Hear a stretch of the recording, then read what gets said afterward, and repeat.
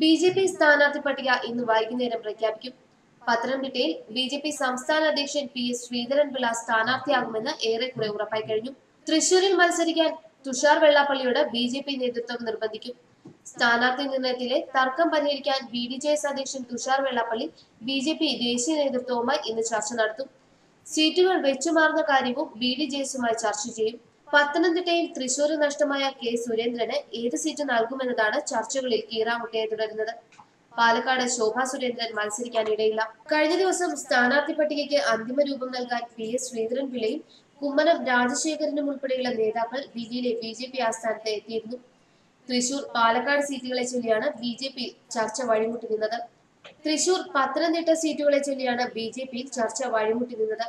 എന്നാൽ പത്തനംതിട്ടയിൽ പി.എസ്. ശ്രീധരൻപിള്ളയുടെ പേരാണ് അവസാനമായി ഉയർന്നു കേൾക്കുന്നത്. എന്നാൽ പത്തനംതിട്ടയ്ക്ക് വേണ്ടി കേന്ദ്രമന്ത്രി അൽഫോൺസ് കണ്ണന്താനവും രംഗത്തുണ്ട്. രാജ്യസഭയിൽ 3.5 വർഷത്തെ കാലാവധി ബാക്കിയുണ്ടെങ്കിലും പത്തനംതിട്ട നൽകിയാൽ മത്സരിക്കുമെന്നാണ് കണ്ണന്താനം കേന്ദ്ര നേതൃത്വത്തെ അറിയിച്ചിരിക്കുന്നത്. കോഴിക്കോട്ടേക്ക് പരിഗണിച്ചിരുന്ന എം.ടി. രമേശും പത്തനംതിട്ടയില്ലെങ്കിൽ മത്സരിക്കില്ലെന്ന നിലപാടിൽ ഉറച്ചു നിൽക്കുകയാണ്. ഇതോടെ പത്തനംതിട്ടയുടെ കാര്യത്തിൽ അനിശ്ചിതത്വം തുടരുകയാണ്. കൊല്ലത്ത് സുരേഷ് ഗോപിയെ നിർത്തിയാൽ വിജയസാധ്യതയുണ്ടെന്നാണ് കേന്ദ്ര നേതൃത്വത്തിന്റെ വിലയിരുത്തൽ.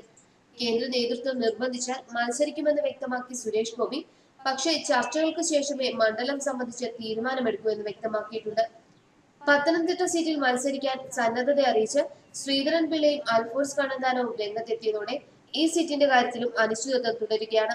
അതേപോലെ പാലക്കാട് സീറ്റിൽ മുരളീധര വിഭാഗം സി കൃഷ്ണകുമാറിന്റെ പേര് നിർദ്ദേശിച്ചതോടെ അവിടെയും അനിശ്ചിതത്വം തുടരുകയാണ്. ഇവിടെ നേരത്തെ നിശ്ചയിച്ചിരുന്നത് ശോഭാ സുരേന്ദ്രനെയായിരുന്നു. എന്നാൽ ഇപ്പോൾ ശോഭ മത്സരിക്കില്ലെന്നാണ് റിപ്പോർട്ടുകൾ പുറത്തുവരുന്നത്. കോഴിക്കോട് സീറ്റിൽ മത്സരിക്കാൻ പാർട്ടി നിശ്ചയിച്ചത് എം.ടി. രമേശിനെയാണ്. എന്നാൽ പത്തനംതിട്ടയിൽ മത്സരിക്കാനാണ് രമേശ് താല്പര്യം കാണിക്കുന്നത്. കോഴിക്കോട് സീറ്റിലേക്ക് കെ.പി. ശ്രീശന്റെ പേരും പറഞ്ഞു കേൾക്കുന്നുണ്ട്. മറ്റു സീറ്റുകളിൽ ഏകദേശ ധാരണയായിട്ടുണ്ടെന്നാണ് പാർട്ടി വൃത്തങ്ങൾ പറയുന്നത്. തിരുവനന്തപുരത്ത് കുമ്മനം രാജശേഖരൻ, കൊല്ലത്ത് ആനന്ദബോസ്, മാവേലിക്കര പി.എം. വേലായുധൻ, ആറ്റിങ്ങൽ പി.കെ. കൃഷ്ണദാസ്, കണ്ണൂർ സി.കെ. പത്മനാഭൻ തുടങ്ങിയവയാണ് പുറത്തുവരുന്ന പേരുകൾ. എന്നാൽ അന്തിമ തീരുമാനം ഇന്ന് വൈകുന്നേരമേ അറിയൂ. ലോക്സഭാ തിരഞ്ഞെടുപ്പ് സ്ഥാനാർത്ഥി നിർണയവുമായി ബന്ധപ്പെട്ട് ബി.ജെ.പിയിൽ അന്തിമ പട്ടികയ്ക്കുള്ള ചർച്ചകൾ ഇപ്പോഴും പുരോഗമിക്കുകയാണ്.